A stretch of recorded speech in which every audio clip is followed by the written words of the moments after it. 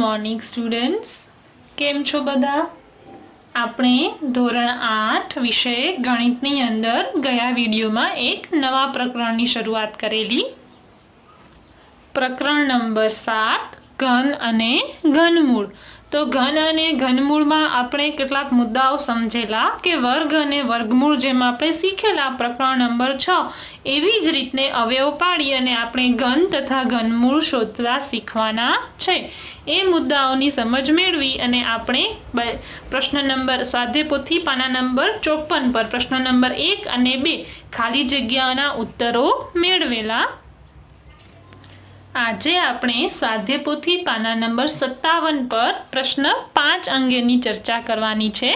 તો સૌથી પહેલા જોઈએ તો પ્રશ્ન 5 ની સૂચના છે, નીચેની સંખ્યાઓના ઘનના એકમનો અંક લખો. તો આપણે જાણીએ છીએ તેમ કે કોઈ પણ સંખ્યાના ઘનનો એકમનો અંક શું હોય એનું અનુમાન આપણે કઈ રીતે મેળવીએ છીએ. તો અહીંયા આપણી પાસે સંખ્યા છે 12, એનો ઘન. તો એ સંખ્યાના એકમનો અંક શું છે? 2. તો આપણે 2 ના ઘન વિશે વિચારવાનું. તો 2 નો ઘન એટલે 2 નો 3 વખત ગુણાકાર. 2 દુ 4 અને 4 દુ 8.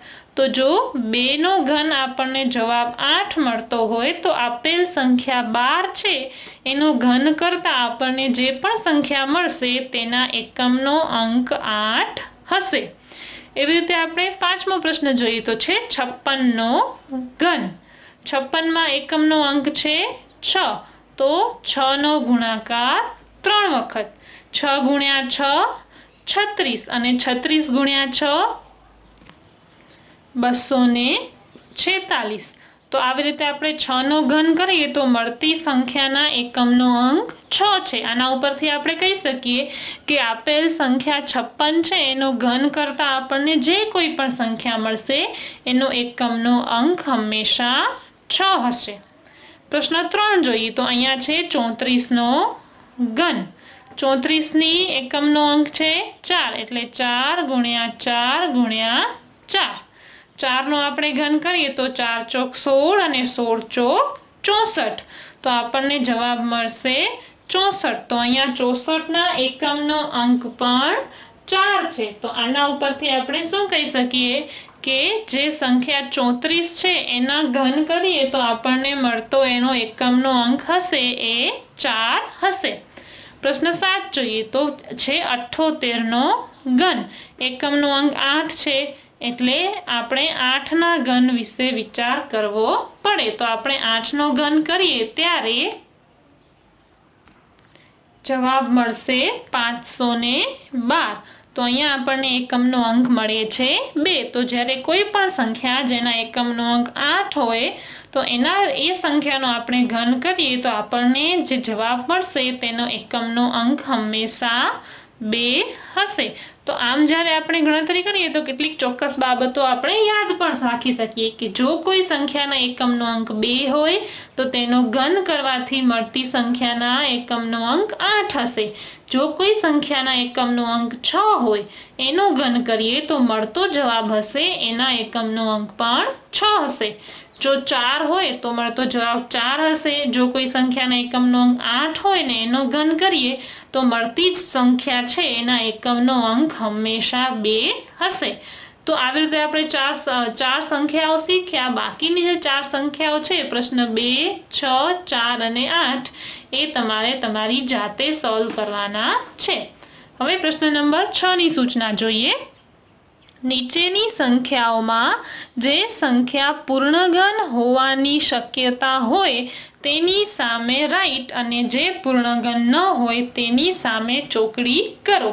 હવે આ પ્રશ્નનો જવાબ મેળવતા પહેલા કેટલાક મુદ્દાઓ છે એ સમજી લઈએ.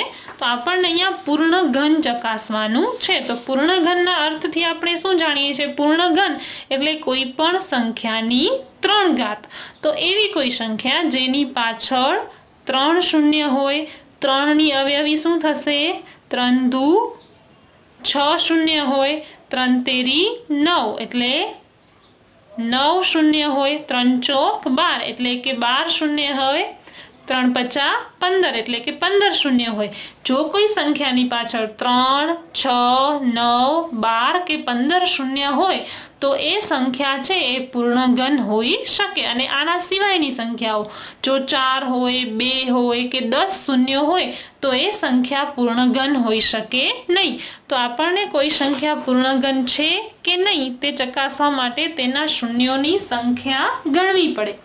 પહેલો પ્રશ્ન આપણે જોઈએ તો 27,000। 27 ની પાછળ 3 શૂન્ય છે તો આપણે જાણીએ છીએ કે 3 શૂન્ય હોય તો આપેલ સંખ્યા પૂર્ણગન હોઈ શકે। પાંચમા પ્રશ્નની વાત કરીએ તો 1 ની પાછળ 1, 2, 3, 4, 5 અને 6 શૂન્ય છે। 6 હમણાં જ આપણે વાત કરી કે 6 એ 3 નો અવયવી છે। 3 દુ 6 તો જો કોઈ સંખ્યા પાછળ 6 શૂન્ય હોય તો પણ તે પૂર્ણગન સંખ્યા હોઈ શકે। હવે આપણે વાત કરીએ પ્રશ્ન નંબર 4 ની તો આપણે ગણીએ 1 ની પાછળ 1, 2, 3 અને 4 શૂન્યો છે તો આપણે જાણીએ છીએ તેમ 4 છે એ 3 નો અવયવી નથી માટે આપેલ સંખ્યા પૂર્ણગન સંખ્યા હોઈ શકે નહીં। પ્રશ્ન નંબર 11 જોઈએ તો 125 ની પાછળ 1, 2, 3, 4, 5 અને 6 શૂન્ય છે તો આપણે જાણીએ છીએ કે 6 એ 3 નો અવયવી છે માટે આ સંખ્યા પૂર્ણગન સંખ્યા હોઈ શકે। પ્રશ્ન નંબર 6 જોઈએ તો 2700। 27 ની પાછળ 2 શૂન્યો છે તો 2 છે 3 નો અવયવી નથી માટે આપેલ સંખ્યા પૂર્ણગન સંખ્યા હોઈ શકે નહીં। તો જ્યારે આપણને શૂન્યવાળી સંખ્યા આપેલી હોય તો શું વાત યાદ રાખવાની છે કે આપેલ સંખ્યાની પાછળ જે શૂન્યો છે એની સંખ્યા એ 3 નો અવયવી હોય તો તે સંખ્યા પૂર્ણગન હોઈ શકે અને જો તે 3 નો અવયવી નથી તો આપેલ સંખ્યા પૂર્ણગન સંખ્યા હોઈ શકશે નહીં। તો અહીંયા બાકી રહેતા જે પ્રશ્નો છે 7, 10, 2, 8, 11, 3 અને 9 અને 12 એ તમારે જાતે કરવાના રહેશે। માત્ર શૂન્યો ગણવાના છે અને એના આધારે સાચું કે ખોટું એ જવાબ આપણને લખવાનો છે। ત્યારબાદ 7મા પ્રશ્નની સૂચના છે જવાબ લખો। અહીંયા આપણને પ્રશ્નમાં કેટલીક સંખ્યાઓના ઘનમૂળ શોધવાના કયા છે। 8 નું ઘનમૂળ કેટલું થાય એ આપણને અહીંયા લખવા માટે કહ્યું છે તો આપણે ગણતરી દ્વારા એ શીખીએ। તો જેમ આપણે વર્ગમૂળની વાત કરેલી એવી જ રીતે આપણને ઘનમૂળ પણ શોધવાનું છે। તો ઘનમૂળ શોધવા માટે શું કરવું પડે તો આપેલ સંખ્યાના અવયવો પાડવા પડે। આપણને અહીંયા સંખ્યા આપી છે 8, 2 ચોક 8, 2 દુ 4 અને 2 એકા 2 તો 8 ના અવયવો શું પડે છે 2 ગુણ્યા 2 ગુણ્યા 2। 1, 2 અને 3 વખત કોઈ એક સંખ્યાનું પુનરાવર્તન થાય તો 8 ને આપણે 2 ના ઘન સ્વરૂપે લખી શકીએ। એનો મતલબ શું થયો કે 8 નો ઘનમૂળ છે એ 2 થશે તો અહીંયા જવાબ આવશે 2।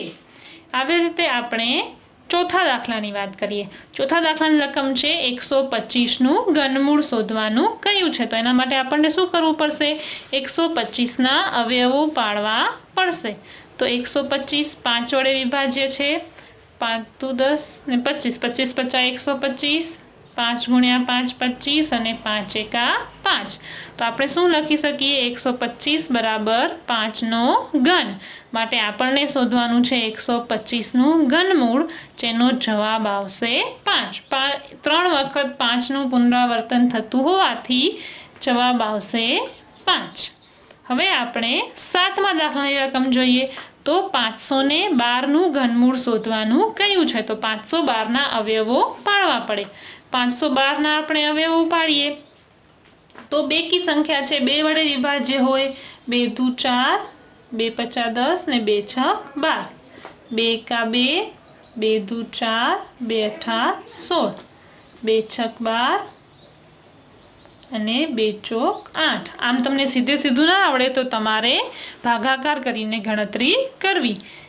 2 તેરી 6, 2 દુ 4, 2 એકા 2, 2 છક 12, 2 2 અઠા 16, 2 ચોક 8, 2 દુ 4 અને 2 એકા 2 તો 2 નું પુનરા એક જૂથ બન્યું એક વખત, 3 નું જૂથ બીજી વખત અને 3 નું જૂથ ત્રીજી વખત।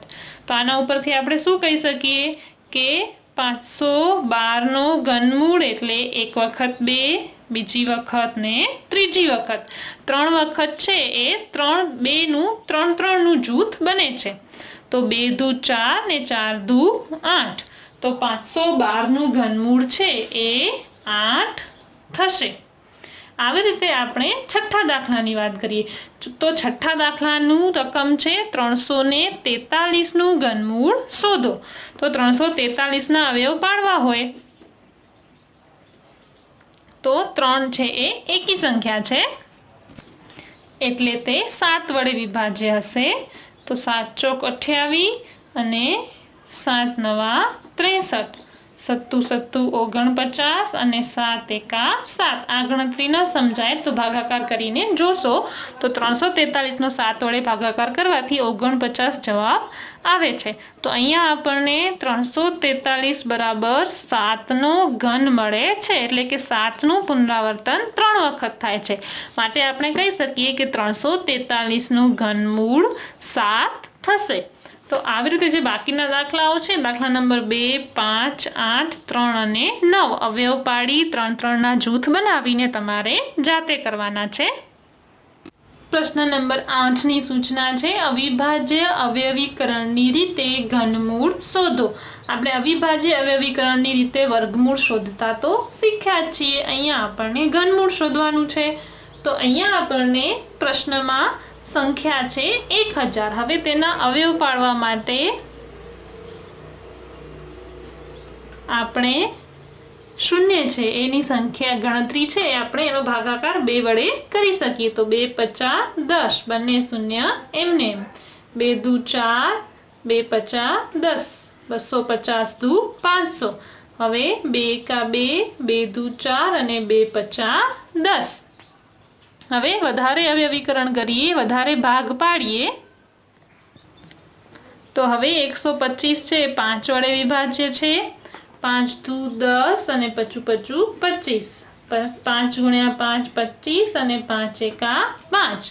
તો આપણે શું લખી શકીએ કે 1000 ના અવયવો થશે 2 નો ઘન એટલે કે 2 3 વખત અને 5 નો ઘન માટે ઘનમૂળ શોધવાનું કહ્યું છે એટલે 1000 નો ઘનમૂળ બરાબર 2 ગુણ્યા 5 જે થશે 10। તો આમ 1000 નું ઘનમૂળ થશે 10। આમ અવયવો પાડી 3 ના જૂથ બનાવીને આપણે કોઈ પણ સંખ્યાના ઘનમૂળ શોધી શકીએ છીએ। હવે પ્રશ્ન નંબર 4 ની રકમ છે 4096। એના આપણે અવયવો પાડીએ તો 2 દુ 4, 2 ચોક 8 ને 2 અઠા 16, 2 એકા 2 શૂન્ય નું શૂન્ય 2 દુ 4 ને 2 ચોક 8, 2 50 10, 2 એકા 2 ને 2 દુ 4। હું કરું છું એટલા માટે કરું છું કે હવે આપણે 8મા ધોરણમાં છીએ આ ગણતરી સરળતાથી સમજી શકીએ। ન સમજાય તો ભાગાકાર કરીને ગણતરી કરી લેવી। 2 દુ 4, 1 વધ્યો 2 50 10, 2 6 12, 2 એકા 2, 2 દુ 4, 2 અઠા 16, 2 6 12, 2 ચોક 8, 2 તેરી 6, 2 દુ 4, 2 તેરી 6, 2 એકા 2, 2 6 12, 2 અઠા 16, 2 ચોક 8, 2 દુ 4 અને 2 એકા 2। તો અહીંયાથી આપણે શું કહી શકીએ કે 4096 ના અવયવ 3 વખત 2 આવે છે એટલે 2 નો ઘન એક વાર ગુણ્યા હજી એક વખત 2 નો ઘન ગુણ્યા 2 નો ઘન ગુણ્યા 2 નો ઘન માટે 4096 નું ઘનમૂળ બરાબર 2 ગુણ્યા 2 ગુણ્યા 2। 2 દુ 4, 4 દુ 8 અને 8 દુ ને 16। તો 4096 છે એનું ઘનમૂળ આપણને મળે છે 16। આમ આપણે આપેલ સંખ્યાના અવયવો પાડીને ગણતરી કરવાની છે। હવે પ્રશ્ન નંબર 6 ની વાત કરીએ। પ્રશ્ન નંબર 6 ની રકમ છે 3375। 3375 આપણે અવયવ પાડવા હોય તો 5 છંગ 30, 5 સત્તા 35, પચું 25, 5 એકા 5, 5 તેરી 15, પચું 25, 5 દુ 10, વધ્યા 3, 5 સત્તા 35, 3 નવા 27, 3 તેરી 9, 3 એકા 3. તો અહીંયા 3375 ના અવયવ લખવા હોય તો 5 નો ઘન એટલે 3 વખત 5 અને 3 નો ઘન માટે 3375 નું ઘનમૂળ બરાબર 5 ગુણ્યા 3 એટલે 5 તેરી 15. તો 3375 નું ઘનમૂળ થશે 15. હવે આપણે દાખલા નંબર 8 ની વાત કરીએ. રકમ છે 10,648. 2 પચા 10, 2 તેરી 6, 2 દુ 4, 2 ચોક 8, 2 દુ 4, 2 છક 12, 2 છક 12, 2 દુ 4, 2 એકા 2, 2 તેરી 6, 2 તેરી 6, 2 એકા 2, 11 એકા 11. એકી સંખ્યા છે એટલે 5 અને 7 વડે તમે 9 વડે ભાગાકાર કરશો તો જવાબ નહીં આવે. 11 વડે ભાગ ચલાવવો પડશે. 11 એકા 11, વધ્યા 2, 23, 11 દુ 22, વધ્યા 1 એટલે 11, 11 એકા 11, 11 ગુણ્યા 11 એટલે 120 ને 11 એકા 11. તો આના ઉપરથી આપણે 10,468 ના શું અવયવ લખી શકીએ? 2 નો ઘન ગુણ્યા 11 નો ઘન. 2 નો ઘન ગુણ્યા 11 નો ઘન માટે 10,468 નું ઘનમૂળ બરાબર 2 ગુણ્યા 11, 11 દુ 22 માટે સંખ્યા 10,648. મારી ભૂલ છે, સોરી.